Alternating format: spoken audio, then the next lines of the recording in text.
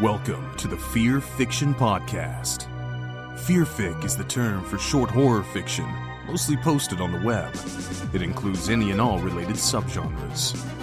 Join three assholes talking basement goo Slimebeast, inebriated interstellar traveler Abysmii, and irritable ghostly man-horde Dead Palette, as they read all stories horror and internet-related, paragraph by paragraph, and bullshit while they do it. From adolescent revenge fantasies to subtle postmodern narratives about real-life events and everything in between, they read it and critique. You better believe it. Kick it to the cold open, white boy. Talking about Big C. Yo. Wait, no, it'd be Little Cesarean, right? Maybe. This is a problem. How could you have a Little Cesarean? If you're a tiny woman? What if the baby is like a normal size, but then you're just like, yeah, could you like not bring him out through my vagina? I'm Christian and I want to have an immaculate birth. It's like there's going to be plenty of blood that comes out of you, lady. What if the baby is the one that performs the cesarean? If you walk into the local Little Caesars and you find out it's actually Little Cesareans, $5 Cesareans, hot and ready anytime, would you order something anyway? I would not, because it's a Little Caesars. Oh, yeah. God damn it. Yeah. Fucking pizza elitists.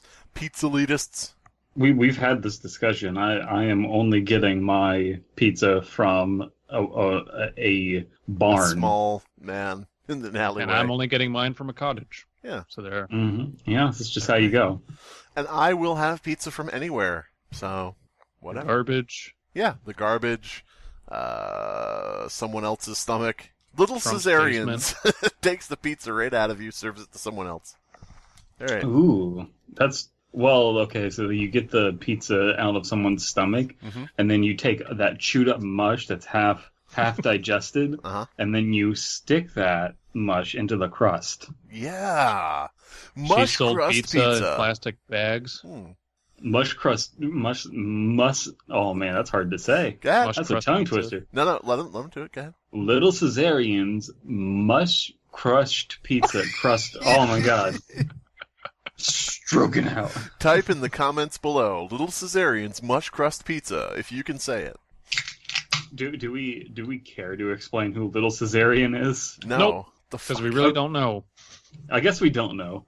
We do know that he's a real person. Little Cesarean is like the opposite of the Loose Noose crew because he's bringing people into the world. Yeah. Yeah. All right. So, DP? Mm-hmm. DP, what are we doing today? What are we doing tonight? What are we doing whatever time somebody out there is listening to this? Welcome back to the Fearfic Podcast, featuring myself, Abysmii, Slimebeast, and ex-split broadcaster. That they will not get that. Yeah. Okay. That will be gone. Let's edit in an explanation right here, okay? We're going to wait for the cut, and for those of you who don't know, Dead Palette is an idiot. Why does it say XSplit broadcaster whenever you join a call? What the fuck are you doing? It's so weird. Why is it backwards as well? It's not backwards for it's me. Not backwards. It's backwards for me. Oh, what is wrong with your computer? Oh, it's because he's looking at it from the other side. We're seeing the front. He's behind it. It's like a window, right? Okay. So, that's what Black Mirror means. We're going to be reading Fleming Storage Unit number 17, Mustard and Meat. Mustard and Masons. So, if you don't know what the Fleming Storage Unit is, it's a contest. A bunch of people have to come and retrieve their junk from a fictional storage unit because someone died in one. Yep. And weird stuff ensues. Mm-hmm. Yep. Yeah. This one's written by Urkelbot666. Yes. From that famous episode of Family Matters where Urkelbot goes crazy, thinks it's Satan, kills the entire family. That is my favorite Family Matters lost episode. And then God. says, oops, Bing. did I do that? Yeah. Bing.com, creepypasta, Uh-oh. Family Matters. I apologize, Urkelbot666. We will be reading something else. Uh-oh. Uh-oh. Oh, no. Uh-oh. Yeah. This story is too long. We have to read Fleming Storage Unit and be done with it for now. Okay. Well, in that Family Matters story, I'm going to call it now. It probably explains the disappearance of one of the children from the show, because that was something that happened. All right. So, sorry, just who reads first? I don't remember. It's not like it's always the same. The place was goddamned madhouse. I thought waiting until Wednesday would mean less people, but it was still more crowded than I hoped. We parked by Inspector Moo Moo's malt shop at the plaza and just walked to the unit, number 17. Number 17. Number 17. I have a question for you, The last thing you want in your plaza is a Moo Moo themed Inspector Malt Shop. Moo-Moo-themed Inspector Malt Shop.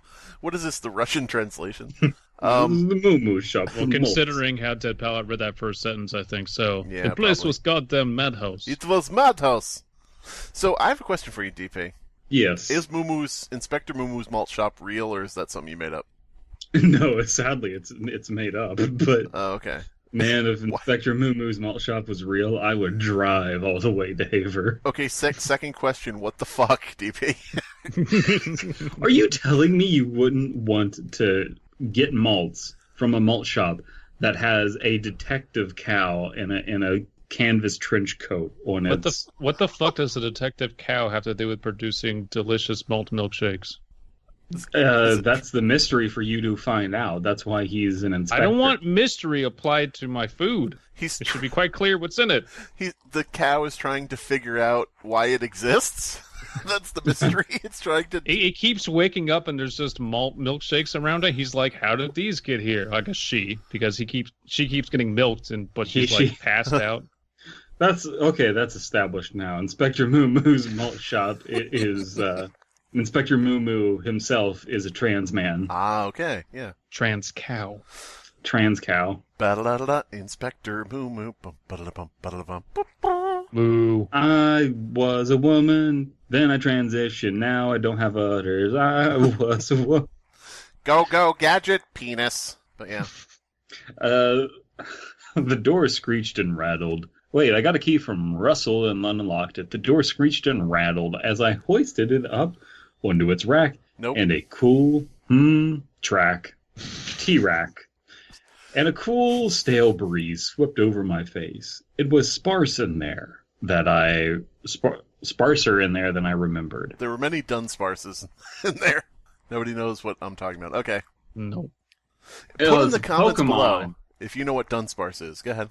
I still don't get it, Russell said. What? I asked, stepping to the cold steel and concrete enclosure. Them making us take all our stuff. Our unit isn't even near where they found that guy. And Fleming not even offering us any compensation or anything. It's bullshit. What if I was out of town and couldn't? I get it. It's a terrible injustice against all mankind, and the universe owes you an apology for making you get up before noon with a hangover. Just be glad there isn't much stuff in here. So already they're fighting. So there's trouble in paradise. Russell glared at me through half-lidded eyes. "I'm not hungover," he muttered. We didn't get along too well these days, but we could still manage to be civil. I took a quick stroll through the unit, trying to figure out what was worth taking back home. There was only a handful of cardboard boxes, just a small little handful of miniature cardboard boxes. Ooh, bite size. And plastic tubs, which I had remembered leaving pushed against one wall, but were now strewn about the floor. Russell was never much for being tidy. He must have stopped in here sometime in the past few months to look for something. "Hey," I called out. "thanks for moving all my shit around." Why is it kind of Bernie, but also kind of Fat Albert. Hey, Medicare for everybody. You're like a college that doesn't charge students. No class. What? That doesn't make any sense. You can't combine those two. Can I have a fan fiction where Fat Albert fucks? Oh my God! I just said his name. What's the name of the drunk guy? What? The drunk guy? Barney. Barney. Just Barney. Barney. Wait, I from thought you Simpsons said Bernie fucked up. Sanders. I didn't Which get is it, but which I is went with it. better. It's so much better. Fat Bernie Albert running for fucking president. I thought you said Bernie Sanders. I'm like, okay, I don't see it, but maybe I'm not hearing it in my own head. I'll just go with it. Fat Bernie Albert, don't you want to be rich someday? Hey, hey, hey, there shouldn't be any billionaires. Oh, man. You can't get anyone to do my voice anymore because the guy who does my voice is in jail. Do you think they're gonna do like a reboot someday of Fat Albert, and Fat Albert's gonna come out and he's gonna say, "Hello, my name is Fat Albert. Hello, I am not Cosby. Just so you know, I'm totally different." Ha.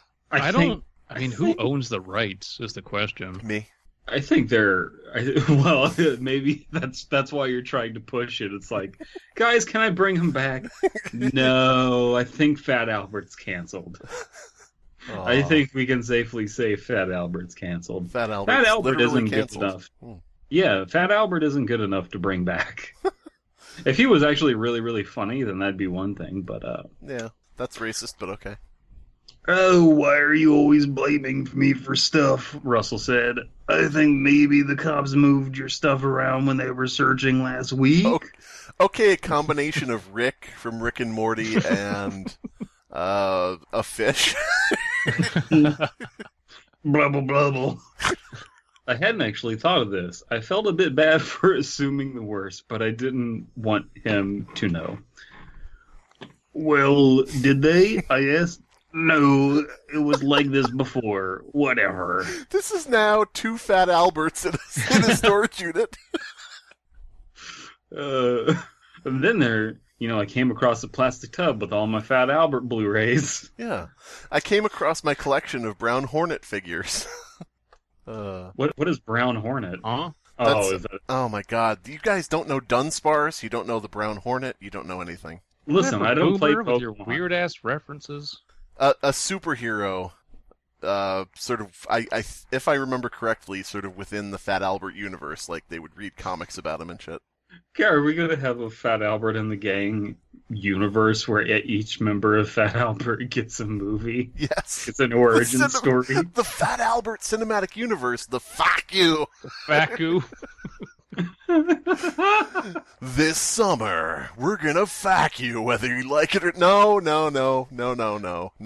Every month, new movie.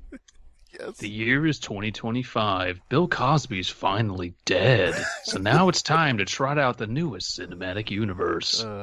Starring Fat Albert. Hey everyone, I am Fat Albert, not Cosby. Okay, but who would play Fat Albert on the screen?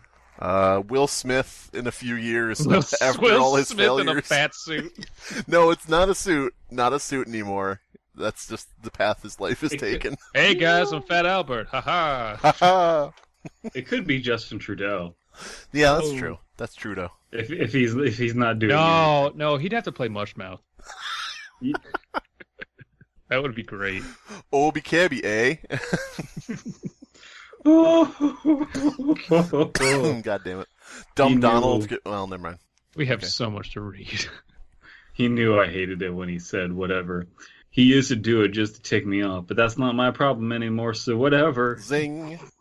Oh my god, is this Taylor Swift? Because that's like something you would see in a Taylor Swift song. We are never, ever, ever getting this storage unit open. Mm-hmm. What happens if the movies come out and he's still alive and he has a cameo in every movie as a different character? Listen, how? From prison? There's no way. If there was any money to be made by the studio executives on any of those properties, Cosby would Epstein himself so quickly.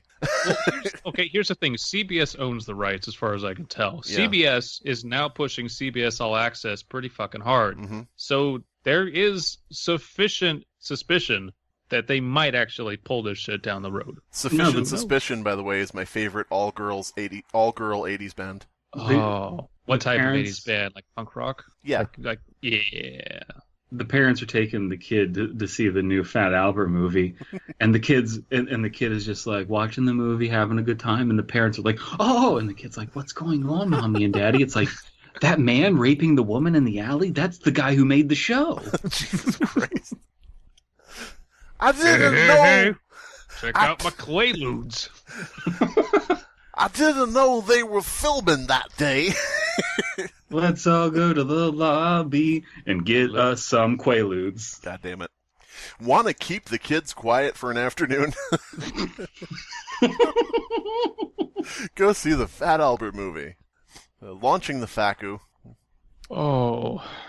All right. So, what are we doing here? I guess it's me. What is I the sat story and again? It's about mustard and meat, and it stars two Fat Alberts. Let's get a hot dog. I don't feel bad because not much has happened in the story yet. We just have two people arguing, and they just opened the storage unit, and not much is in there. So we haven't derailed too hard. We're kind of fucking up the pacing. So. Yeah. Okay, in our defense, the formatting of this is just... There's none. There's like... Nothing's in a paragraph. It's just kind of line after line after line, so it's a little kind of visually infuriating. It might be due to like pasting it in from a writing program. Because I noticed there's like indentations, which there wouldn't be if it was, written in the form for the forum. I think you just you have to preview this shit and then post it and then go back and fix it again. It's annoying, but that's just internet forums. It's a huge lot of paragraphs to go through and separate by hand. So it's a huge. Well, I had to do the same thing when I posted my story. I know it's annoying, but hey. Yeah, but I sat and searched. Shut up. I sat and searched through some of the boxes while Russell went back to the truck for a minute, probably to light up, but that wasn't my business anymore. So, are they former roommates? Are they former lovers, former roommates? I don't know. Yes. Two Fat Alberts just fucking on a waterbed. Hey, there can be only one. Two Fat Alberts passing in the night. Honk, honk. Most of what was in the boxes and tubs was holiday decorations that neither of us wanted, and some of my old college stuff, textbooks and notebooks mostly. One of the boxes was full of old toys, as well as G.I. Joes, Ninja Turtles, and pro wrestling action figures, along with some pound puppies, My Little Ponies, and a bunch of Little Mermaid stuff. It was all of our nostalgia stuffed in a box. What is your fucking gender, narrator? God damn it. Which toys more represent your traditional gender role? Damn it. Oh, wait, here we go. The former were attempts from my parents to get me to play with things, quote-unquote, for boys. Okay. Though the wrestling dolls may have backfired given my eventual fascination with well-built, shirtless men. Well-built, shirtless men. Hold on, dumb Donald. I gotta look at this. Fat Albert, I found a weird magazine in the trash. Well, give me that. This is awakening something deep inside of me. God damn it. I wonder if there are any new drawings of the brown hornet on the internet. God, that's gonna... Fat Albert's a bear. Hey, I'm turning gay. God damn it. Oh, that could happen, though. That seriously could happen. Well, the relaunch... Oh, no, wait. The relaunch is going to be all female. I stepped outside for a smoke and looked down the rows of units. Still some folks tittering around. Yeah. Tittering. Tittering, can you believe it? That's what they all sounded like. Is that Ella? Which cat is that? Ella, yeah. That is Ella. Aww. She is glued to me for some reason in life. I don't know why. Ella is a is she a producer? She's not one of your lawyers. She's an executive producer, yes. Yeah, okay. She was my lawyer. She got bumped up. A couple of cops were wandering around, helping people out or just observing. I hoped they'd leave us be. As I was finishing my cigarette, I saw Russell returning, tossing a screwdriver up and down in his hand while weaving around people. That's pretty impressive to throw a drink up and down so much. Yeah, and he was weaving around because he couldn't walk straight. Mm-hmm. When he got closer, I saw something sticking out of his mouth. It was a second screwdriver. No! Something sticking out of his mouth, and was horrified that he might be smoking a joint in what was effectively an active crime scene. It turned out to be a lollipop stick. All right. Laced with DMT. Yeah. What's the screwdriver for? I asked. He shifted the lollipop from one... Shut up! He shifted the lollipop from one side to the other and passed me by. walking towards the back of the unit. Okay, close the door, he called from the rear of the room. Ooh. No, why? Please, just do it, please, he replied, annoyed. If I shut the door, it will be pitch black in there. Shit. Hey! Now I regret picking their race. Now there's no jokes we can make. Shit. Could you lower it like halfway then? I just want some privacy. You know how I get in public places sometimes. I didn't feel like arguing, so I just did as he asked. Thanks, he murmured. I dragged the box of old toys near the half-rolled door and sat down to examine them further. The box had a pleasant, old, musty wood smell left over from my grandparents' attic. I like that detail. Yeah, I like the addition of grand to the sentence. I do like that old people smell like musty wood. Yeah. That's what they turn into. Musty wood retirement homes. Is that where you're going? Oh, no, I was going to say Musty Wood sounds like a good name of a geriatric porn actress. Oh, Musty Wood. That works. That's what you need. You need the retirement home that is just secretly a giant porno set. God damn it. Some of the old dolls were actually in pretty good shape. A couple were still in their packages, duplicates of ones I already had. I knew that in the plaza there was a place that did Magic the Gathering and D&D, or whatever people play these days. Fortnite. Some kind of nerd shop. So I figured I'd swing by and see if I could sell any of these toys. They might be worth something to someone. I picked up a box and stood from the freezing cement floor. Ooh. Not sure what that means, but... The cement floor was cold. I stood from it. Yeah, stood from it. How do you get off of the cement floor? Angry. Yeah. Just levitate? Yeah. Out of pure spite. Russell was in the back of the storage unit standing near something I hadn't seen before. Leaned against the wall was my old bicycle, a sky blue Huffy Deluxe Classic Cruiser. White wheels, tan pleather seat, front basket, no gear shift, no wheel shocks, something like something. Something like something. Wow. Something Looking like something is my favorite 90s indie pop band. God damn it. Looking like something right out of 1975. Only a few minor details betrayed its youth. It's a lady's bike, but who cares? It's goddamned gorgeous. Russell, I called. I'm heading out to the plaza for a bit. Would you set that bike aside? I'm doing this because DP lapsed into fucking Goofy. I want to take it back home, thanks. He was facing the back wall, but waved his acknowledgement. Middle finger. I walked out of the FSU complex and up Fuck shit up complex. Yeah. I walked out of the FACU. I walked out of the FSU complex and up the sidewalk to the plaza. Stars and Bards. That was the name of the nerd shop I was thinking of. I entered and walked to the counter and set my box down next to the register. Someone walked from somewhere behind me and looked into my box. Boy, if I had a nickel. Oi, what do you got over there? Somewhere. Oh, what do you have got there? He asked. Ooh, what do you have got there? He's really stroked out. Well, I'm not sure. I found some stuff in my storage unit. Bit of a cluster over there. Can I just Yes, say... this is a real No, shame about what happened. wait.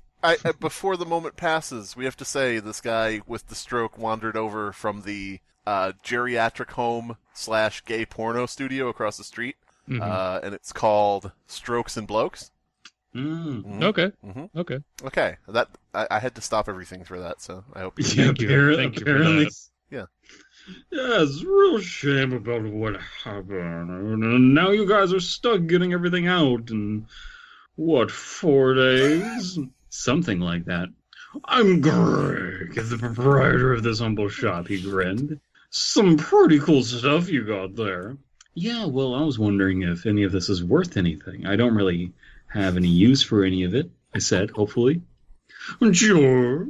I'll see what you have and do some research. Maybe you've got something good. Feel free to check out what the store will look at. Thanks, I said as I turned and took in the place. Strolling around in the various displays of cards, figurines, and comics, I came to a stairway. I could hear some familiar, unmistakable sounds coming from the basement and quickly turned down the steps just to take a look. I saw a small video arcade of bleeping and flashing away in the dark room. God damn it, DP. Among dank room. Jesus Christ. There's so much wrong.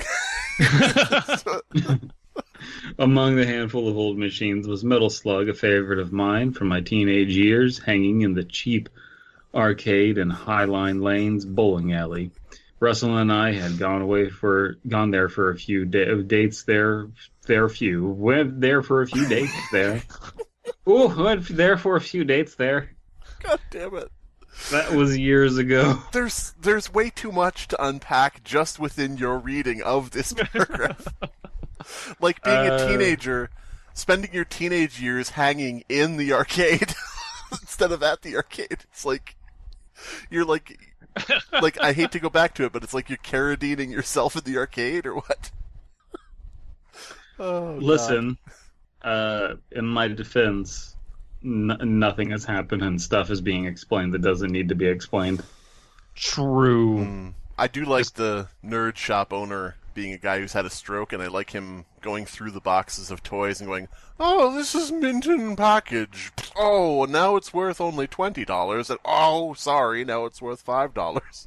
Just I like love how he's dropping turned into Volturo from Harvey Birdman. it. Okay. That's what I was going for. A few things I could sell here. I walked over and leaned on the smooth control board of the machine and watched the title screen and demo game. I could feel the hum of the fan in the back of the machine and smell the hot dust in the air around the cabinet. The little man on the screen ran and slaughtered all the bad guys in this path, shooting bullets and rockets and generally causing mayhem. Then he got the flame shot, the best weapon, in my opinion. It was so satisfying to shoot through entire waves of baddies and watch them writhe while screaming and burning up. Fwoom! Incineration. I watched the demos for a little while before checking some of the other machines, nothing quite as much fun as Metal Slug, and heading back upstairs. All right, this is my paragraph, okay. Mm-hmm. I went back upstairs and thought about going to my school and doing violence because I had just seen a video game. What? That's what it says. I couldn't disassociate the video game and reality. What are you laughing at? I saw a rack on the wall of older video games. Oh, hey! Titties. What? Huh? Older? What? Did you just say titties? No. Oh, okay. I saw a rack on the wall of older video games. Oh, hey! You've got old games here, too? I called to Greg, but he was busy drooling and spasming on the floor. He was busy checking things on his computer at the counter and didn't reply. I turned and saw a young woman also looking at the display of games. Oh, no. No. Okay. Oh, my God. A cute little thing in her 20s. She said something about how old all the games were. Yeah, a lot of these are more from my era. I don't know much about anything post N64, but I'll whip your ass at Bubble Bobble. I'll whip anyone at Bubble Bobble. Damn it. God damn it. These fuckers. DP, why have you no reaction? This was encouraged. I get it. So. Hey, DP dad. Okay, no, I get it. It's because of the meme. I like the meme. I just wish that something was happening. Yeah, they're really... That's a good description of the internet. I like the memes. I just wish something was happening. I figured that the Greg is going to unearth something in the boxes that kind of is the MacGuffin for this story, but we've spent quite a bit of time not really going anywhere, despite the fact we're going to multiple places and giving a lot of description. You're a MacGuffin. Thank you. MacGuffin. Clan MacGuffin. Mr. Birdman. Oh, delicious. I wouldn't doubt it, she said with a giggle. Tee-hee. Mm-hmm. She was polite to laugh at my dumb joke about the game that she was... the game she was probably too young to remember, but a nice change from being with Grumpy Russell all morning. She went on, I think one of my friends had one. My first video game system was a Game Boy Advance, if you don't count those times at Blockbuster where I played with the PS2. DP, Mm-hmm. have you ever given or received a Grumpy Russell? It's where you hold a screwdriver in your mouth and flip someone off, and they leave. Is a grumpy Russell when you give a hand job to somebody mid-argument when they're really mad? So it's what you give a hand job after the argument has happened to kind of like make amends, but they're still angry at you. Huh. Interesting. Why are you twisting back and forth? But there is no need for this rotating motion. I'm still going to grumper. Still mad at you. Mm-hmm. I never played much PS2. I had a cousin who owned one. He was really into this Breath of Fire game for a while. Some RPG about fire-breathing dragons. It looks pretty cool. I don't know why. Who are these people? So what brings you in here today, if you don't mind me asking? She told me she was... This is a date that's not going well. Yeah. It's between a woman and a gay man with a boyfriend, so yeah. Or maybe they're split up, I guess. I don't know. An ex, yeah. I think they're definitely exes. Maybe they're exes. Maybe he's bi. Maybe I should go in a fire and die. I don't know. Huh? What? Maybe I should die in a fire? Is that a lyric? No. Oh. It is now.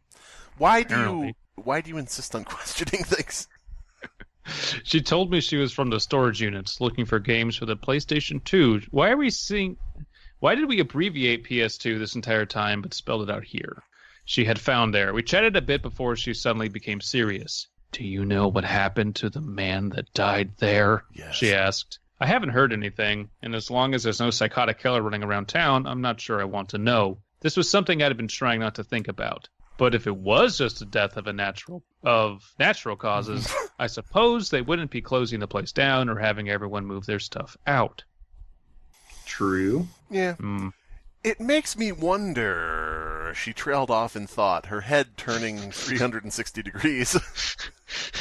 She walked out the building and just kept humming to herself. Makes me wonder. God. She just starts talking about, it's just like, so the bite of 82, and she slowly descends into being Mad Pat. So in Five Nights at Freddy's 2, it takes place in the 80s, but the animatronics are connected through Wi-Fi to a pedophile database. How is that in the 1980s? Do you think that the person who died in the Fleming Storage Units was Purple Guy? Bubble Bobble Guy? He was purple when he was done hanging. Yep. Mm-hmm. So... It makes me wonder. She trailed off in thought, and yes, DP, that is a real thing. Her head turning to the displays in the windows. There was a woman in a green jacket that was walking by with 2 white carry-out boxes. I'm sorry. 2 women in a nerd store? Impossible. 2 women in a nerd store. What alternate dimension does this take place in? 2 women in a nerd store. The new Chuck Lorre production. Oh, God. Oof. Again, too real. When a nerd shop owner hires the 2 cutest girls who apply for the job. Actually, I take that back. That wouldn't be a Chuck Lorre production. That would be Kevin Smith rebooting Clerks. Oh, God. I could think of another C word that would be good, but no. Oh, I have to meet up with my mom. Bye, she said suddenly, and then left the store in a hurry. After a few more minutes of perusing the store, I went back to the counter to see what Greg had to say. You ever drink Bailey's from a shoe? He said, no. Well, I asked, I know nothing about most of this stuff, so you can totally hustle me here. He chuckled. Is he coming on to him? Yeah. Hustle me.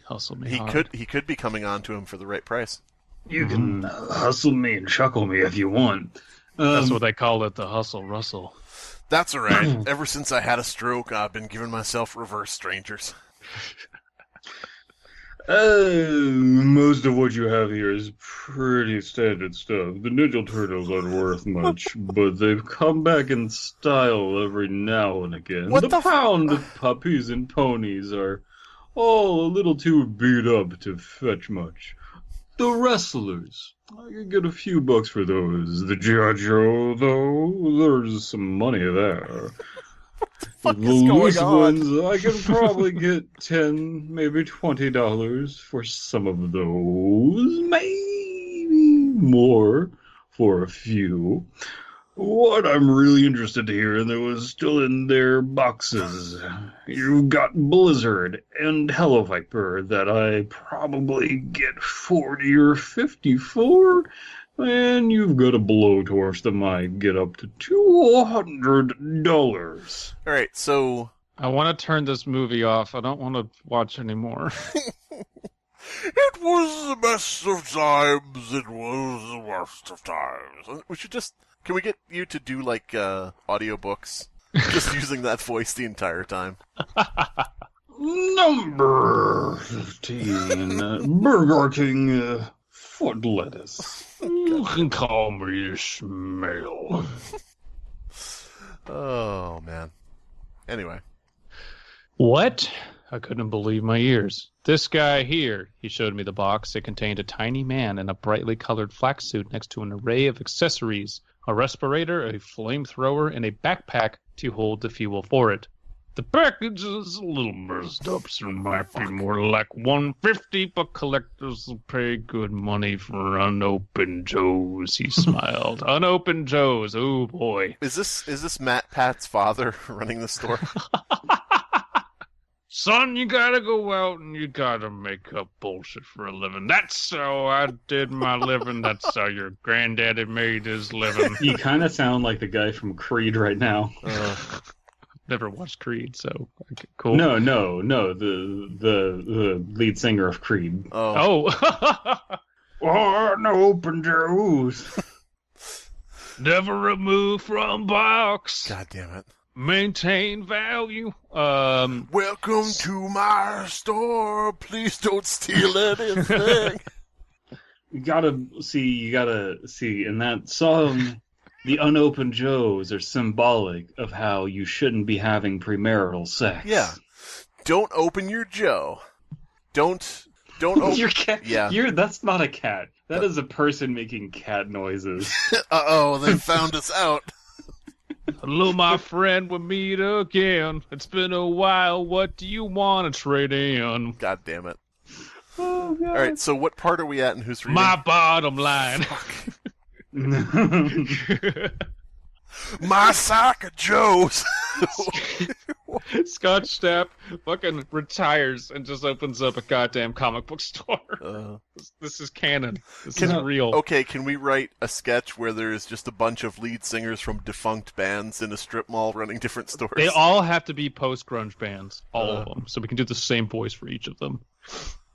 Oh, God. So what can we do here? You have any interest in keeping them? Nope. I'm planning on walking out if you're empty-handed or just giving them to my nephew. No, he said, a little abruptly. Don't do that. I'll take this stuff off your hands. I can't get much for a lot of it, but I hate to see it go to waste. He thought for a minute. How about $250 for the box? Wow, I laughed. I expected to come out of here with $20 at the most. Rube. Stop saying that.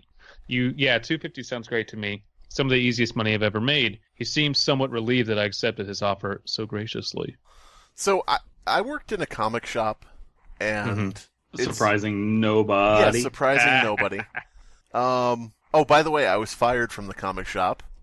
For surprising nobody. That guy who wrote the book where it was "And Angry," he got me fired.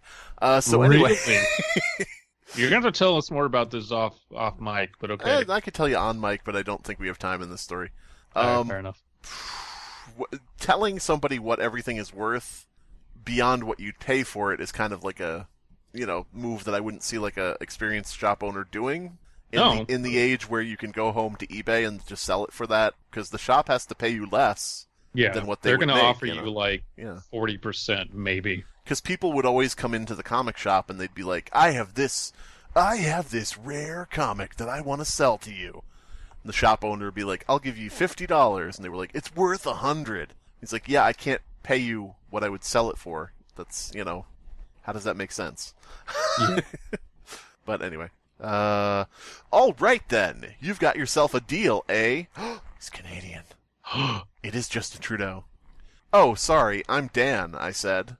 I've never been here before. I might have to come back sometime and pump some of that $250 back into your metal slug machine downstairs. Wow, that is forward. That's quite the euphemism. Would you like me to pump about $250 into your metal slug machine? It definitely isn't, but oh boy. All right. Wait, I think I just realized something. I think that they're referencing Screwdriver. What do you mean? I was waiting for the cat to shut up.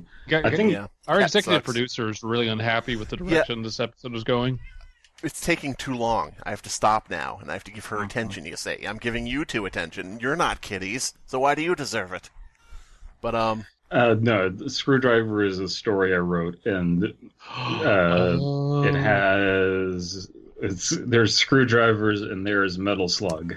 That explains why he came out of the storage unit holding a watermelon, of course. Yes, exactly. Mm-hmm. And free Wi-Fi. An anime ass. Okay. Well, where are we at? Well, she'll be waiting for you if you ever feel like giving her a go, he said. Hey. While counting bills out of a zipper bag from under the counter. Pleasure doing business with you, he handed me the money. Thanks again, I said, and then I turned and left the shop. I was actually excited to tell Russell about the sale I made and about the metal slug machine. I got back to Unit 17 and hoisted the door up. Hey, Russell! You know, though... Shut the door! He snapped at me, interrupting me. I stepped in and lowered the door back to halfway close. What the fuck? I barked at him. What's your problem? And what in God's name have you done here? There were panels of corrugated sheet metal lying on the cement and 2x4s running along the floor and sides of the unit. Okay, so just listen a second, he said. I got some stuff that I had to store someplace. It was too... He searched for the right word. To keep in my house. And I didn't want you to worry. I didn't want to worry you. And so I was sure that you wouldn't let me use the unit if you knew. So I just hid it here. If you understood any of that, rate the comments below. Drop a like on the video and hit subscribe. I'm guessing he's hiding drugs somewhere. Something too hot. Maybe it's literally too hot. Maybe it's like a nuclear core or something. That would be stupid. Yeah, that'd be really fucking dumb. Why would anyone write about that? You did what? I'm not sure if I was more angry or confused at this point. I just got some metal from Home Depot, the same kind they use on the siding here. I glued some lumber around the floors and walls and kind of built a new wall in front of the stuff I was storing. Only about 2 feet in front of the old wall, so nobody really noticed, he said. I was stunned. So I couldn't believe he would do something like this, storing God knows what in our unit, except I could actually believe it. Then why did you say it the opposite the first time? What did we call that? Instant retraction? It was the most believing Fatal it. It was retraction. the least believing it. Yeah. This part of his personality was one of the reasons we weren't together anymore, and we were never, ever, ever getting back together.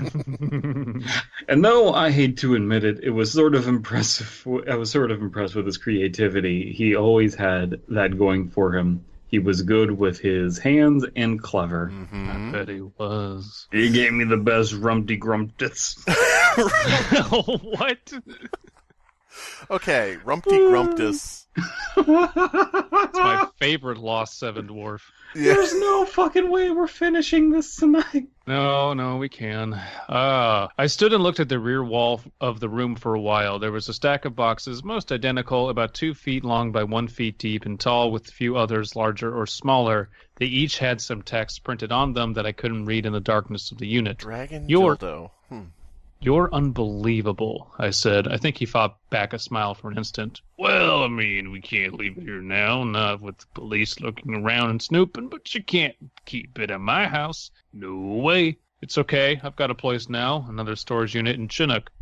How many do you have? I asked. Oops. How many do you have? I asked, not really wanting to know the answer. A few. Well, what even is it? I asked, kneeling down to look at the boxes. They looked old, and the text printed on them was in several different languages. The identical boxes were, of which there were probably 80 to 100, only had one. How the fuck do you... You're hiding this much in here behind a fake wall? I don't know. I could read as English. Theoretically, you could. It was mustard and meat. M-U-S-T-E-R-D and Yeah. meat. M-E-E-T. Okay. So this is from the Burger Corporation. I'm not entirely sure, Russell began. The guy just told me it was some old survivalist stuff from, like, the Ukraine or Russia or some shit. Rations and gas masks and tents, I guess. Then why would it be hot, and why would you never have looked at it? He just wanted me to hold it for him until he picked it up. That was like almost a year ago. I already got paid, though, so... He trailed off as he knelt down and pulled the peeling tape from one of the mustard and meat crates. Inside it, in a vacuum-sealed plastic, was some kind of brownish-yellow viscous fluid. Brownish-yellow viscous fluid is not a good band name, so we're skipping that. No. On further inspection, the bags also had solids in them. Hard strips that looked like tree bark. Russell suddenly pulled from his back pocket his butterfly knife, which always used to make me nervous. He flicked the blade out and cut a slit in the top of the bag. An acrid, overpowering smell immediately filled my nostrils. "Oh my God!" I coughed. "That's vile. It's like someone fed Gulden's mustard to a wild boar." Gulden's, is that right? Sure. I'm not a mustard expert. Okay. Gulden's mustard to a wild boar, then gutted the thing 2 hours later. To my horror, Russell pulled one of the solid bits from out of the bag and bit off a chunk. "What are you doing?" I shrieked. "Hey, want any heroin bark?" Heroin bark. Is it okay? I don't want to know. Is heroin bark like an invention of this podcast? Tree. And how does it work? Oh, bark from the heroin tree. Okay. Mm-hmm. I was going to say, do we want to go into the thing of how to make heroin bark? Do we have time? First, you get some heroin seeds, and then you grow a heroin tree. Is this a song by the Loose News Crew? Yep. First, you get some heroin seeds, then you grow a heroin tree. Anyway. Settle down, Russell said while chewing. Is it even food? I asked. Russell held up the bag and turned it to show me the other side of the bag was printed a crude pictograph of a person putting food in their mouth. Well, it must be ancient. It can't still be good. Our stuff never spoils. It's vacuum-packed. It lasts forever. Not true. And to be honest, it doesn't taste half bad. He pulled another strip out of the bag. It's just what it says. Mustard and meat. It's like jerky, he said. He held out a strip of meat as if to offer it to me. But I was done eating his meat. No thanks, I said, jerking my head back and holding my breath. But why did you have to hide it? What's so unsavory about old, disgusting food rations? Well, I bet it would be very savory by this point. We just answered your own question. What's so unsavory about old, disgusting food rations? Yeah. This stuff, oh man, if the police find out that we have expired food, they're going to be all over us. The FDA is going to be all over this joint. Yeah. Don't know, Russell said, his mouth now full of the putrid food. He just told me to make sure that no one else found it or took it. Fine, let's just get this stuff loaded into my truck and over to your other storage unit. I still can't believe you're eating that. If you get sick in my truck, I swear. I saw his lollipop resting on one of the boxes. Can you at least find a garbage for that? I reached to grab the candy, but he put his hand out and snatched it away, popping it back into his mouth.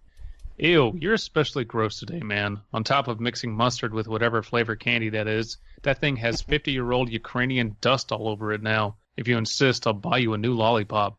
Maybe the lollipop is mustard flavor, idiot. Maybe the lollipop is heroin, not one like this, and you don't suck 'em for the taste anyway. He smirked, and with the lolly stick poking from his lips, I remembered why I thought he was so cute. I don't. This is gross. Because your dick is about the size of a lollipop stick, isn't it? I guess. And in roughly the shape. I don't want to know. I don't even want to know what kind of lollipop that is, what's in it, or where you got it. Let's just get started. There's a lot of boxes here, and we're parked far away. For the next two, make a joke about that earlier, about the lollipop having DMT in it? Yeah. Yes, you did. But what it actually is, it's one of those with the, it's a normal lollipop, but the center is just a wad of, like, black tar heroin. And we've gotten to a... How many licks does it take to get to the center of a heroin pop? 1, 2,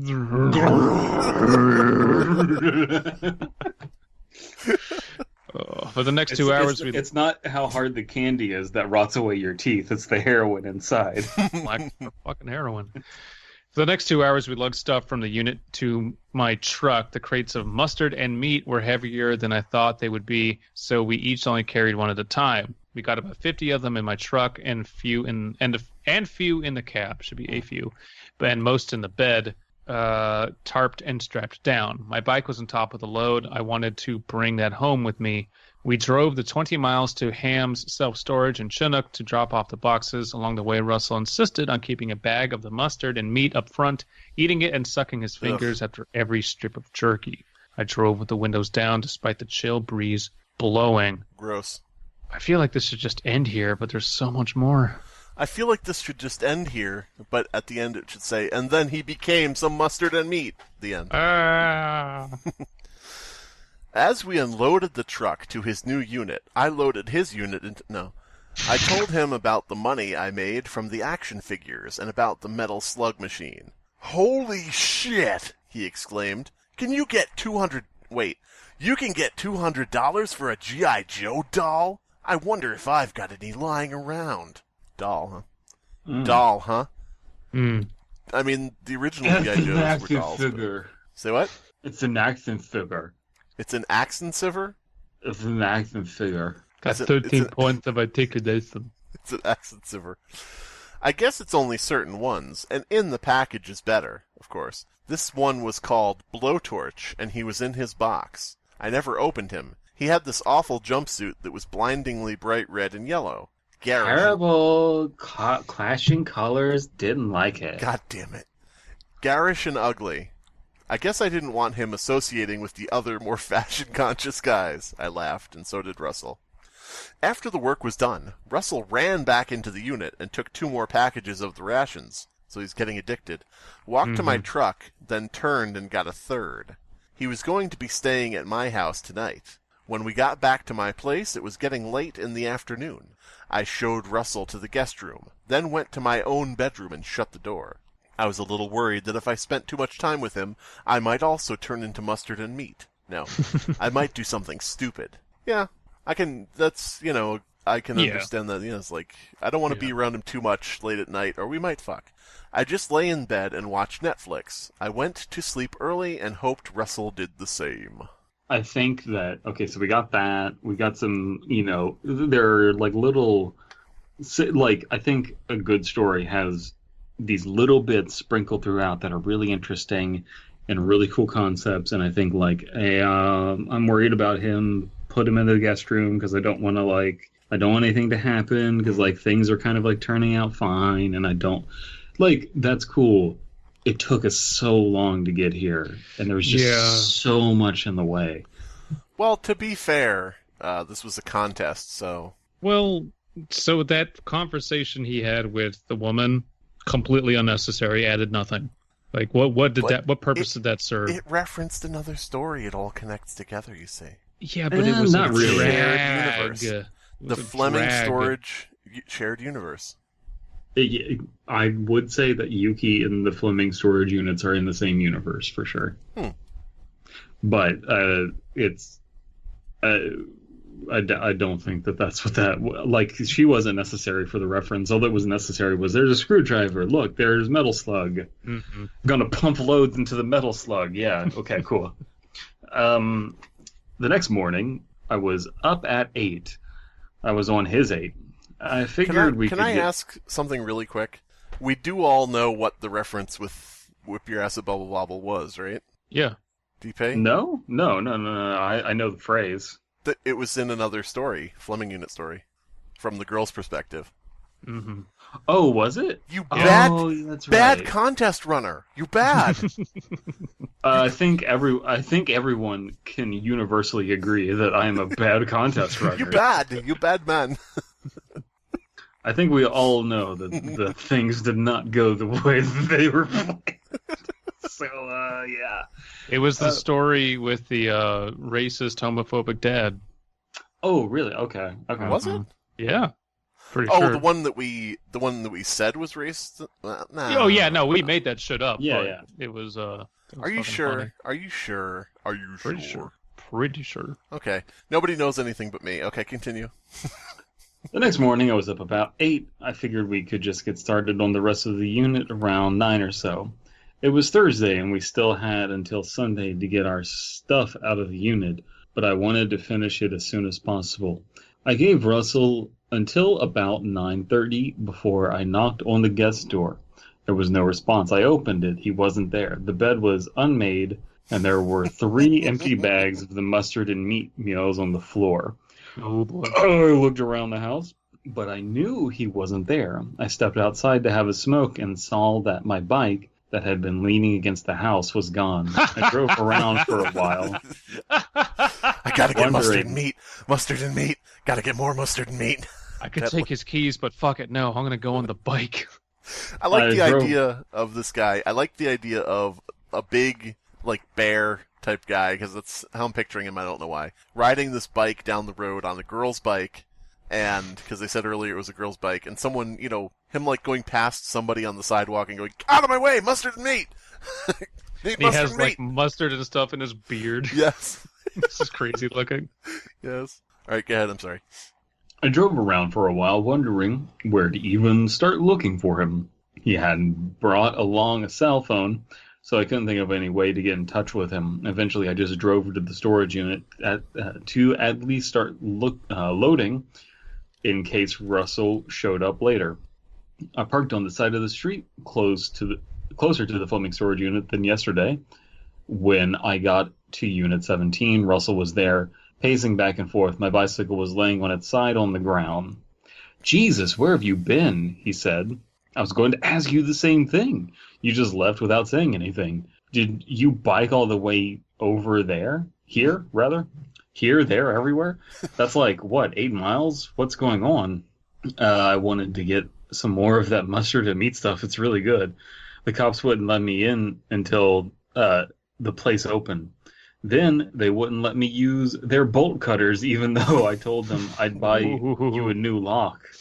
See, now that we're getting to the meat of the story, now I'm on board.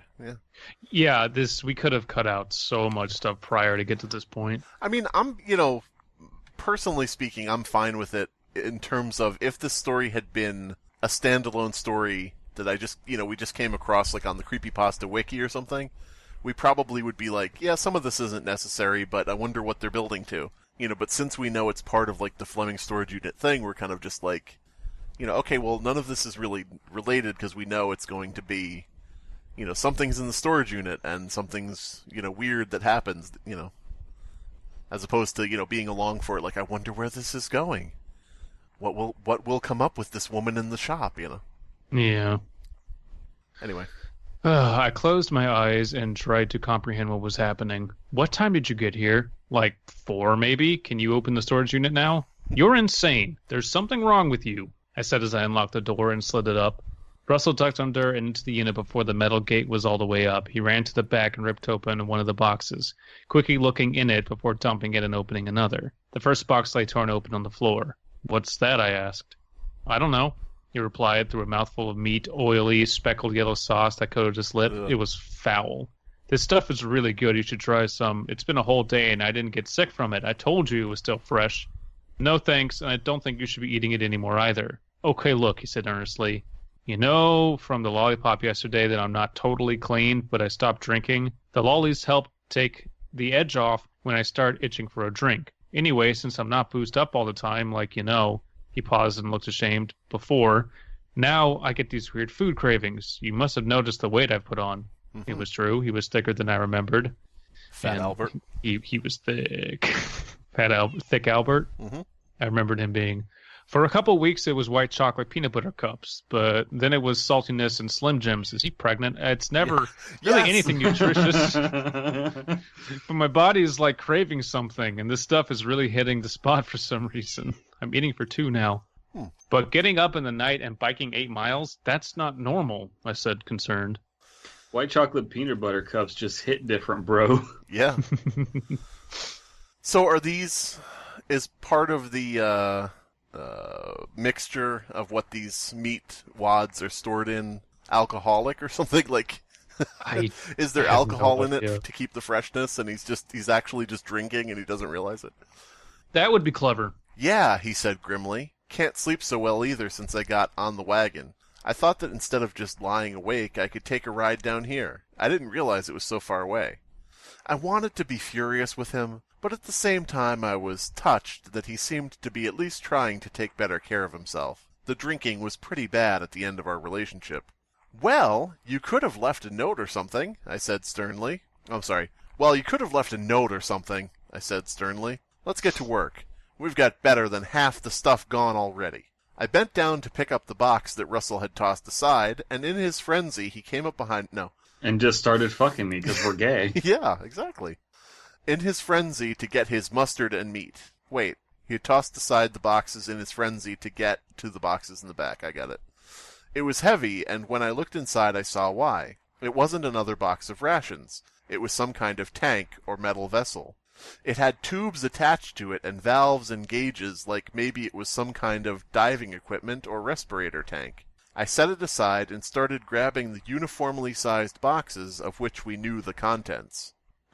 The loading took longer than I thought it would. I figured we'd go faster than yesterday since we had less stuff, and I parked closer, but it took just as long. Russell seemed to be having trouble keeping up, and seemed sort of distant at times. Of course, he kept munching on the disgusting survival food. A few times it sounded like Russell was talking to himself or maybe singing something. It wasn't something I was used to from when we were together. Maybe a new habit he picked up. It was a little unnerving, like he didn't know he was doing it. It was the Russian national anthem. I was going to say this kind of feels like a preamble to the Russian sleep experiment. The Russian meat experiment? Ooh. Or postamble. Oh. We finally got is Constantinople now. We finally got everything into the truck, including a few containers filled with gas masks and a few of those heavy metal oxygen tanks. It seemed this was just old survival gear and nothing else. I couldn't figure out why it had to be hidden or anything, unless it was just some international customs snare. We made sure that the unit was empty aside from a few things I was leaving in there just to get rid of. I left the sheet metal in there too, thinking we still had another day to remove any trace of the false wall Russell had built. We need to build a false wall. They're not going to know any different. We got to hide all of our mustard and meat behind it. Yeah. That's what the Mexicans want. That's what you do. You build a wall, and then you build another wall, and in between the two, you just have a sign that says, "This is America." Yeah. And it's just a thin little wall, and they're like, "This is America, eh?" It looked all clear, and I was just about to shut the door. Russell whizzed by me into the unit on a bike. Whee! Nobody expects the Spanish Inquisition, he shouted. Hey, be careful. He got to the end of the unit, turned too widely, and crashed into the left wall. Jesus! I ran into him. When I got there, he was face down, laughing hysterically. I grasped his shoulder, and he got into a sitting position. His face had been on the floor.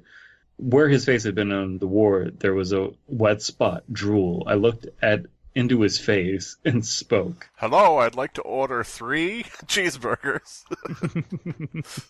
Hey, Russell, are you okay? You're freaking me out. He choked out a few words between fits of laughter. No, I'm just... This past 2 days has been great. He stifled more laughter and then leaned in and kissed me. I pulled back. No, that's not okay. It's been nice seeing you too, but no. He just gazed at me dreamily with an innocent smile. Part of me wanted to kiss him back. Come on, let me help you up. I was trying to sound collected and comforting instead of concerned and confused. Also, his breath was terrible. Yeah, that would be gross. I was trying to sound these 2 C words instead of these 2 C words. This got interesting. This actually has my attention. I apologize. I didn't realize, when I said it, that I was spoiling the fact that he's drunk from something being fermented or cured with alcohol. I don't It's think not he's explicitly that, though. I apologize for spoiling it. Go ahead. I think that it's heroin. Oh, okay. Well, when you rearrange mustard and meat, it becomes black tar heroin. I We like walked the back to my idea- truck. I like the idea that you do heroin and you're like, I gotta ride a bike! If you rearrange the letters and mustard and meat, you'll actually see that it spells out purple guy. Ooh.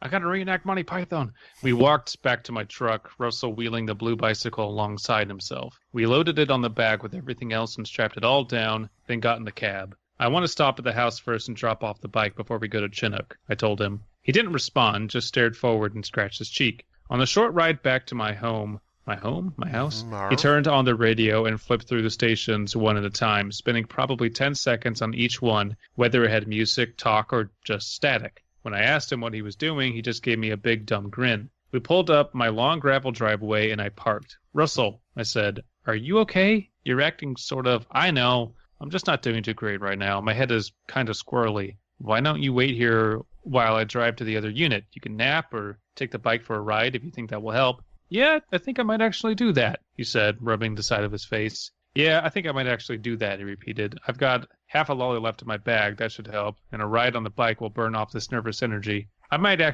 I might actually do that. I unstrapped the load and he took down the bike and, of course, a couple of boxes of the mustard and meat. Are you sure you want to eat more of that, I asked? It's like I told you, just a weird craving. I'll feel better with a full stomach. He did seem calmer when he was eating that garbage. I let him keep 2 of the boxes, and we restrapped the rest to the bed of my truck. He gave me the keys to his other storage unit. I'll be back in probably an hour and a half or so, maybe a little longer, I told him. Don't go too far on the bike. You haven't got any booze in the house, right? He asked. No, none. Good. He seemed honestly relieved. I don't want to be tempted. I'll see you soon, okay, sweetheart? Man, it'd be really bad if you had a bunch of booze in your house for me to drink. You don't have any dirty socks in there, do you? Because that would be embarrassing.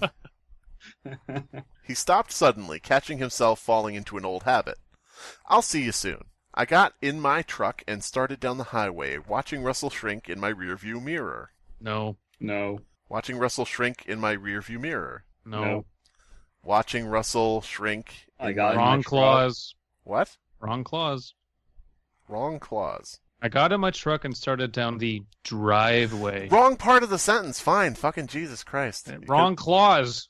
Fuck off. Ugh. Fuck I don't off. know who Ron Claus is, but we need to stop talking about Santa's cousin. Ron Claus wants to run for Santa Claus. Google Ron Claus. You'll find he has. Ron Claus 2012. Yes. It was a tough ride. I kept wondering if I should turn back, if leaving him there alone was the right thing to do, but he had been taking care of himself on his own for a while. He was an adult. I got to ham self-storage and unloaded the rest of the crates into the new unit. I wondered if Russell was going to do the same false wall trick here, but that was none of my business. I didn't need to worry about what he did. After getting everything in and locking the gate, I got in my truck. Jesus. And then thought of something. I went and retrieved one of those ration boxes to take with me. I drove back to Haver, and because it was sort of along the way to my house, I stopped at the Fleming Plaza. There was some survivalist gun nut who owned a shop in there, and I wanted to see if he knew anything about the stuff that Russell had acquired. I parked and walked into Hopper's firearm and consignment carrying box I had kept in from the unit. I really wanted to think that the survivalist gun nut who owned a shop in there was like a nail spa and hair salon. Come on in and get your hair did. But, like, there is so much that needs to be tightened up. Like, I parked and walked, and it's like, you could just say, I went to Hopper's firearms consignment. Mm-hmm. The place wasn't very inviting. It was sort of a jumble of all kinds of tools and supplies, and it smelled like old concrete and WD-40. Mm-hmm. One of the signs I had read said that he carried rations here, so I felt a little hopeful. I went up to the counter and saw who I assumed was Mr. Hopper, tinkering with some unnecessarily lethal-looking firearm. Excuse me, he said. Nope. I said. He looked up. Why would it be unnecessarily lethal? It had multiple chainsaws coming out of various ends. It was unnecessary lethal unnecessarily lethal. There was a barrel on both sides.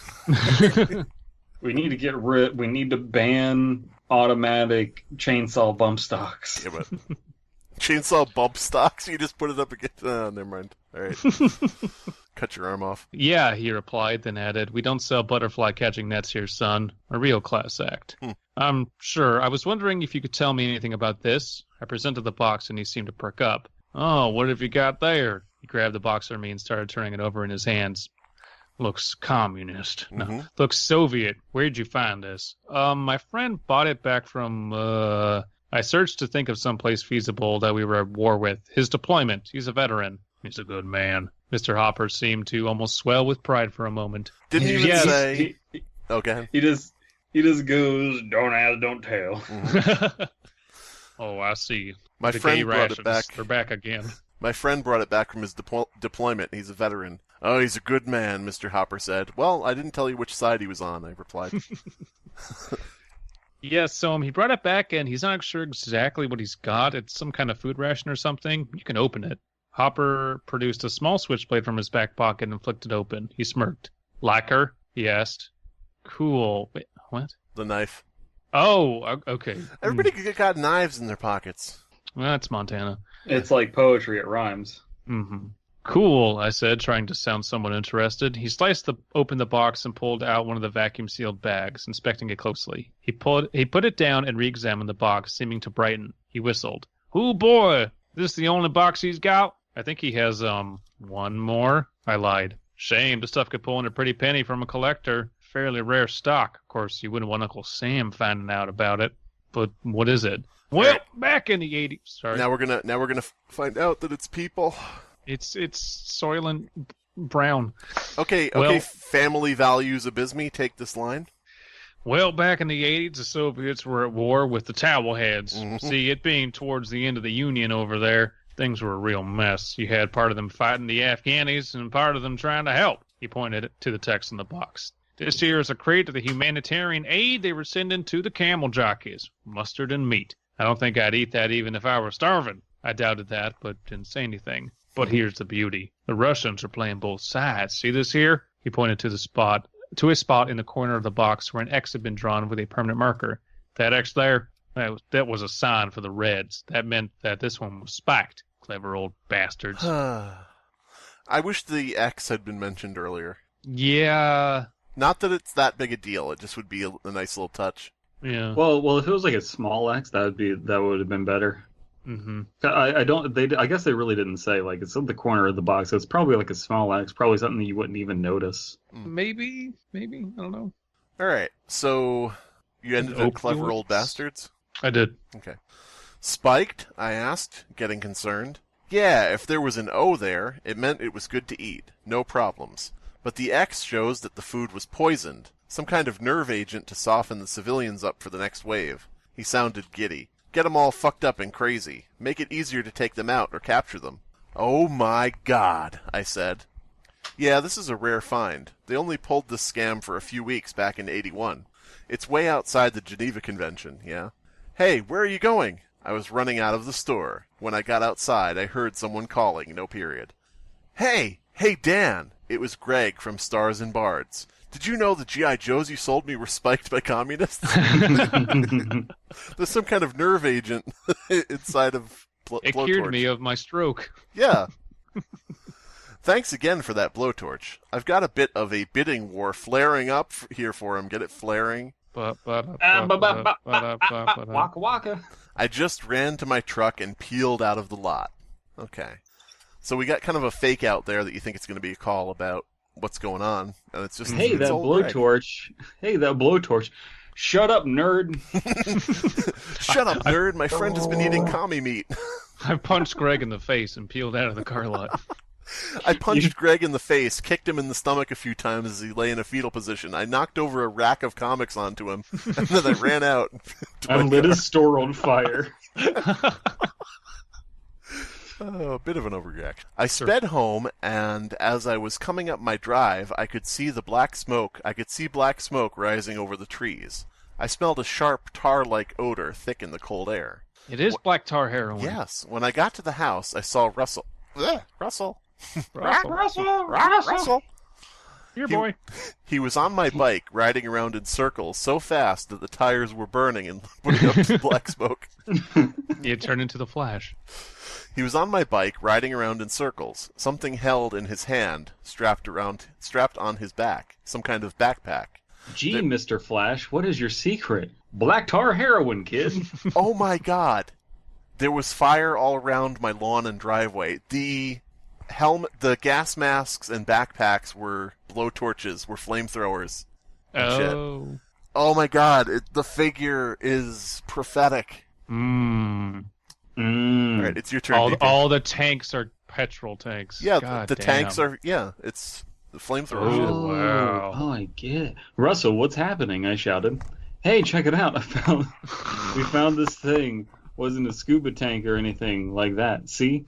With his hand that wasn't on the handlebar, he pointed up in the air. A black tube coming from his fist. Then I ride my bike with a flamethrower. Then a large plume of fire exploded from his arm, like a burst of fire from a fire-breathing dragon. And that's another callback, too. God damn you, Urkelbot 666. Shit. It was fully loaded, too. I like how we were like, none of this is needed. All of these details are just in the way. And I will extent, touch on that later, but let's finish the story first. It was fully loaded, too. That's why it was so heavy. He laughed madly while continuing to circle the bike. Russell, I shouted, starting to cry. Russell, stop. Get off the bike. The food is poison. It's messing with your brain. Oh, God. I wanted to run into my house and get the fire extinguisher, but the ground was... He was the kind of dude who would own a fire extinguisher. But the ground was patchy with burning gel fuel, and... Gel fuel can't melt steel structures. Yeah. Russell was still shooting off his Soviet flamethrower round. Please, Russell, he wobbled on the bike, bringing his hand holding the weapon down to grasp the handlebars. When he did, a small jet of flame spat out and ignited the front wheel of the bicycle. The tire burst and became a ring of spinning fire. That sounds pretty fucking metal. Yeah. Leaving the burning snake trail in the drying autumn grass. Then when I saw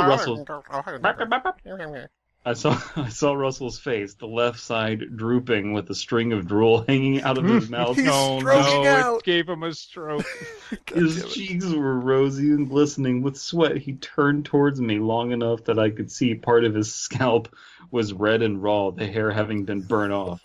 He shot me a toothy grin with half of his mouth that still worked. He waved to me, and when he lifted his left hand from the handlebar, it brought with it several long strands of tan melted plastic from the handle grip. Oof. Burning fuel was splattering from the front of his tire onto Russell's pants, onto the body of the bike. The beautiful baby blue paint began to peel. Paint? It should be paint.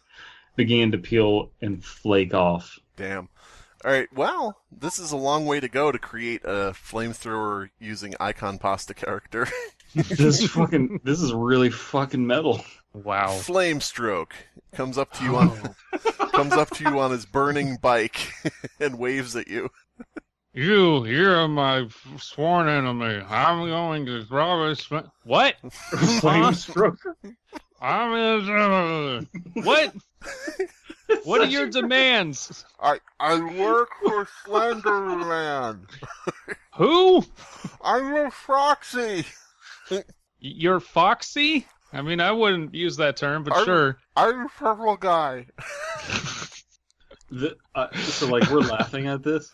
This is horrifying and also really fucking hilarious. It is gruesome. I would venture to say that we're very jaded.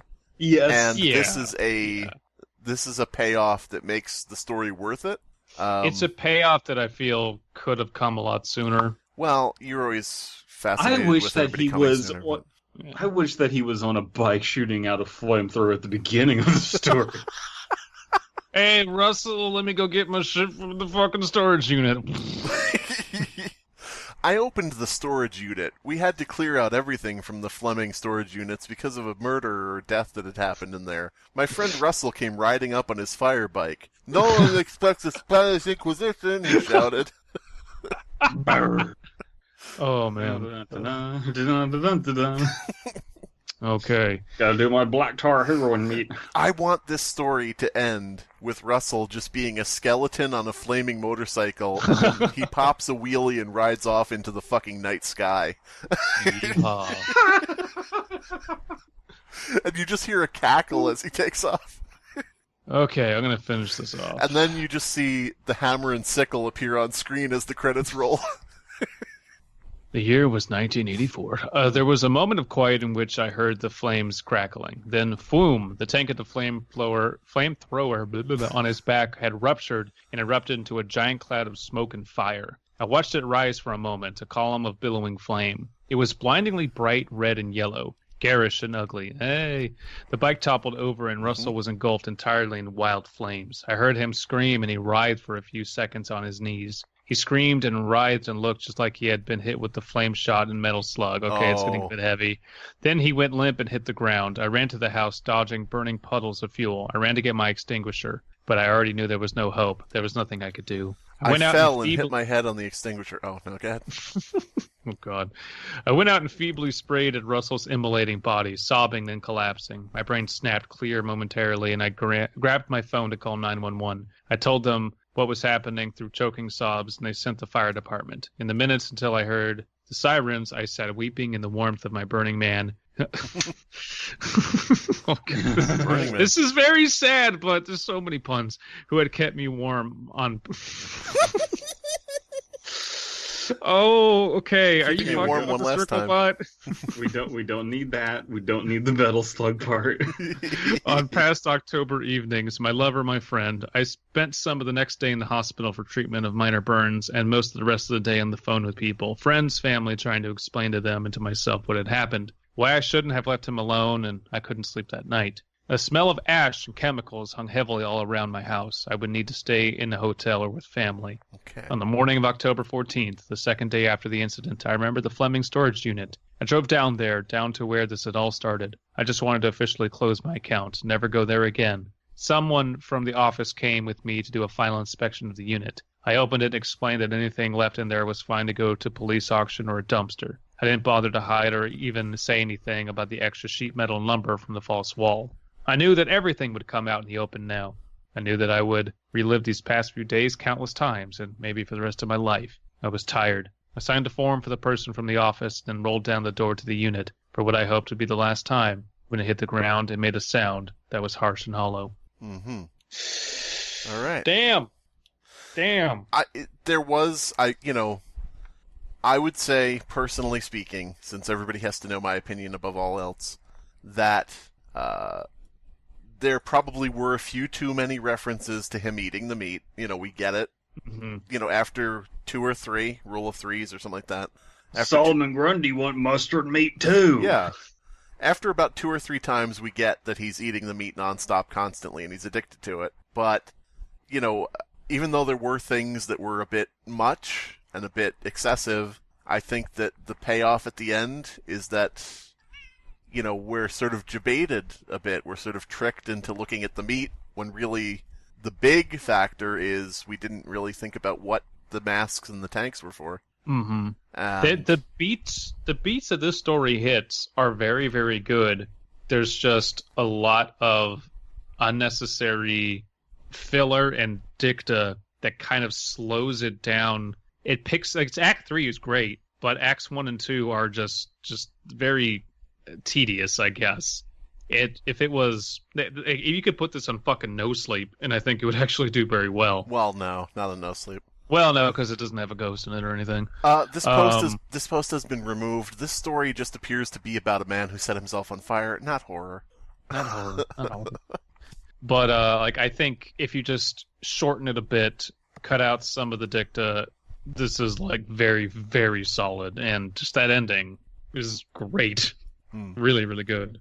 I am okay. So at the time, we were reading through this and going through it, of course we were interrupting it and being the jackasses that we normally are, and that always is going to work against the pacing of a story and our perception of it. Yes, it needs edited. Yes, it needs to be shortened up. Not nearly as much as I thought. Mm-hmm. I think if I reread this, it would not be as much of a slog as we were making it out to be. Yeah, like I said, I think at some point in the story, I don't remember exactly when, I said, if it stood alone and wasn't part of the contest, we probably would be wondering what it was getting to, and that probably would take some of the edge off, going through things. Yeah. So, like, the whole bit about, like, him, meeting the chick and, okay, now I kind of get it. He met the chicken? Like, I don't remember that. He met the chicken. Mm-hmm. The only thing where I'm like, okay, this is kind of unnecessary is, like, when they're going through what toys they're having at the beginning, and it's like, okay, we don't need that part. But we explain the toys later on, too, so it's just getting redundant. Yeah. Yeah. Just little redundancies here and there, but overall, I really like the ending of the story, and I like how everything built to it. Mm-hmm. And you can, to a certain extent, you can trust the reader. To a certain extent, there are a lot of people who aren't going to give much thought to anything, and they're just going to say, WTF did I just read? But sure, to readers who are actually engaged with your story and are actually, in it to analyze it or whatever, you can leave certain things unmentioned, like the metal slug thing at the end. Sort of trust the reader to at some point have that fridge horror moment where they say, wait a minute, oh man, the flamethrowers were mentioned in the Metal Slug game. Fuck. Mm-hmm. Like, you don't have to bring it back and say, by the way, remember that game? That was why, Yeah. I mean, it's hard sometimes, I know, for people, because it's like, will people get that reference or will people not get that reference? And it's something you have to just leave for the people who will get it and fuck everybody else, Mm-hmm. If they don't get it, fuck them. Agreed. It was a lot like when he got the fire bike power up from Metal Slug. the heroin fueled fire bike power up. I just want to hear that sound bite in Metal Slug now. Black tar heroin. This has been the Fear Fiction Podcast. Your hosts are Abysmii, Dead Palette, and Slimebeast. Music by Abysmii. Art by C.F. Comer. Voiceover by Atticus Jackson. Edited by Elias the Intern. Subscribe to Fearfic on YouTube to stay up to date on new episodes. Hello and good evening, I'm Chirp Bullertley. Welcome to the evening news. Controversy tonight as audio leaked of Jeffrey Killian immediately following a knife attack by one of his supporters. The audio appears to show his frustration with his movement being described as violent psychopaths by the media, due to all the violent behavior exhibited by its members. Killian has presented himself in the media as a calm and collected thinker in interviews and excerpts. But this audio shows his mask of sanity cracking. I forewarn you, the following audio is disturbing and pretty cringe. We're coming back here like a fucking 100 times! I'm so mad! I'm so fucking mad at these people! Yeah. They don't do this to fucking me! We're gonna fucking ritualistically humiliate them! I'm coming back here every fucking weekend if I have to! Like, this is never over! I win! They fucking lose! That's how this fucking world works! Little fucking bullies! They get ruled by people like me! Little fucking skater boys! My ancestors fucking enslaved these pieces of fucking shit! Yeah, we're gonna fucking win. I rule the fucking world! Those pieces of shit get ruled by people like me! They look up and see a face like mine looking fucking down at them! That's how the fucking world works! We're gonna destroy them! We're gonna destroy this fucking town! We reached out to Jeffrey Killian for comment and received none. In light of this, the president's press secretary called the audio fake news, adding, "No one could possibly not see how they're acting like a villain when they sound like that. It sounds like acting from a bad horror movie." End quote. We'll keep you updated on developments. Can we quickly mention how Overwatch 2 got leaked and Twitter is collectively like, nah. It's collective just sigh of, eh. I like the idea that everybody on Overwatch was like, can we have a story mode? Can we have more PvE events? Can you not limit them to holidays and special events? And Blizzard was like, so what you're saying is you want Overwatch 2. Okay. I imagine it'll be fine if it's just built upon the same game and then they just kind of update the graphics and shit. But if it's an entirely new game, I can't imagine a lot of people are going to be like, yep, I'm going to pay another $30. I think Overwatch 2 should be the exact same game, but Tracer is straight. And everybody else is gay. Well, I guess Soldier is straight too, but everybody else. I know Riot is coming out with an FPS and a fighting game now. Mm-hmm. It's called Find Out Who's Gay. Oh, that would be good. Yeah. Call it Gaydar. Find out which characters are gay by beating the shit out of them until they tell you. No, Riot. Please. When you lose your character, just admit, it's fine, I'm gay.